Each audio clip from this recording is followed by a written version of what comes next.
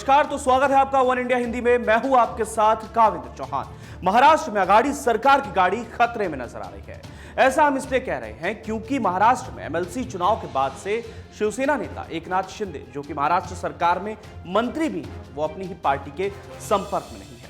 खबर है कि एकनाथ शिंदे महाराष्ट्र के मुख्यमंत्री उद्धव ठाकरे से नाराज चल रहे थे, लेकिन नाराजगी के बीच अब उन्होंने मुख्यमंत्री ठाकरे की मुसीबतें बढ़ा दी हैं, क्योंकि एकनाथ शिंदे अकेले नहीं हैं। बताया जा रहा है कि लगभग 20 से ज्यादा विधायक भी उनके साथ हैं। इन सभी विधायकों की लोकेशन सूरत में बताई जा रही है।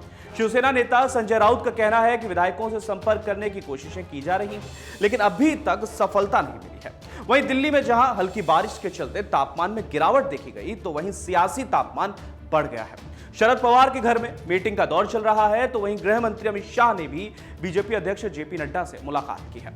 तो इन सब के बीच सबसे बड़ा और सबसे मौजूद सवाल यह है कि आखिर एकनाथ शिंदे कौन है जिन्होंने सुबह से हेडलाइन पर हेडलाइन बना रखी है। तो चलिए आपको बताते हैं कि आखिर ये एकनाथ शिंदे हैं कौन, जिनकी वजह से महाराष्ट्र की सियासत में हलचल इतनी तेज हुई। तो आपको बता दें कि महाराष्ट्र सरकार में कैबिनेट के मंत्री हैं एकनाथ शिंदे। इसके साथ ही शिवसेना के कद्दावर और बड़े नेता माने जाते हैं। ठाणे के कोपरी पंचखाड़ी से विधायक भी हैं एकनाथ शिंदे। तो एकनाथ शिंदे के बारे में आपको जानकारी दे रहे हैं और आपको बता दें कि लगातार 4 बार से विधायक हैं एकनाथ शिंदे और 4 साल से सदन के नेता भी रहे हैं। तो चलिए अब उन नामों से आपको रूबरू करवाते हैं जो एकनाथ शिंदे के साथ इस वक्त हो सकते हैं, जिनसे पार्टी को संपर्क नहीं कर पा रही है। वो नाम है प्रकाश सुर्वे, महेश शिंदे, संजय शिंदे, संजय बांगड़, तानाजी सावंत, संदीपन भुमरे, अब्दुल सत्तार और इसके साथ ही साथ ध्यानेश्वर चौगुले और सोमबुराज देसाई, भरत गोगावाले और संजय राठौड़। इसके अलावा संजय रामुलकर उनके साथ बताए जा रहे हैं और साथ ही साथ चंद्रकांत पाटिल, ये इंडिपेंडेंट है। पहले आपको बता दें कि ये इंडिपेंडेंट है। इसके साथ ही साथ मेंबर ऑफ पार्लियामेंट हैं डॉक्टर श्रीकांत शिंदे, जो कि एकनाथ शिंदे के बेटे भी हैं, वो भी अभी इनके साथ ही बताए जा रहे हैं। तो चलिए ये वो गिने चुने नाम हैं जिनके लिए कहा जा रहा है कि ये पार्टी का संपर्क में। अब ऐसे में एक चीज और समझनी होगी कि सियासी खेल की शुरुआत आखिर हुई कहां से। तो आपको बता दें कि महाराष्ट्र में एमएलसी चुनाव हुए हैं, जिसके बाद से सियासत गरमाई हुई है। तो क्या कुछ था एमएलसी चुनाव में, आपको ये पूरी बात बताते हैं। तो एमएलसी चुनाव जो हुए थे उसमें खेल हुआ है। क्या खेल हुआ है? महाराष्ट्र विधान परिषद की 10 सीटों के लिए ये चुनाव हुए थे। 11 उम्मीदवार चुनावी मैदान में थे।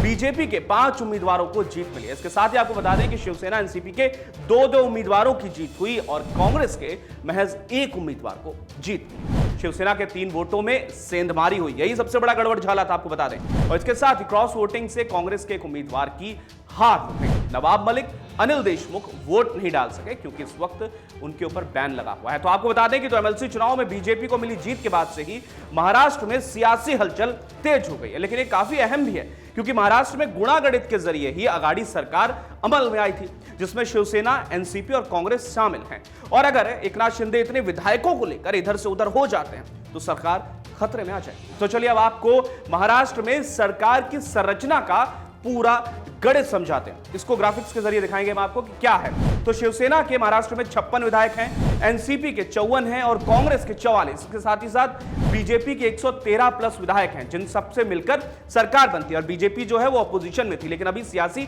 खेल हुआ है। वहीं घटनाक्रम को लेकर अब प्रतिक्रियाएं आना भी शुरू हो गई हैं। कांग्रेस नेता केशरी वेणुगोपाल ने कहा है कि बीजेपी की यह विध्वंसकारी नीति और हम इससे निपटने में सक्षम हैं। वहीं महाराष्ट्र से बीजेपी विधायक शिवेंद्र राजे का कहना है कि प्रदेश में जल्द ही देवेंद्र फडणवीस की सरकार बनने वाली है। तो फिलहाल के लिए इस खबर में इतना ही। अपडेट्स के लिए बने रहिएगा वन इंडिया हिंदी के साथ।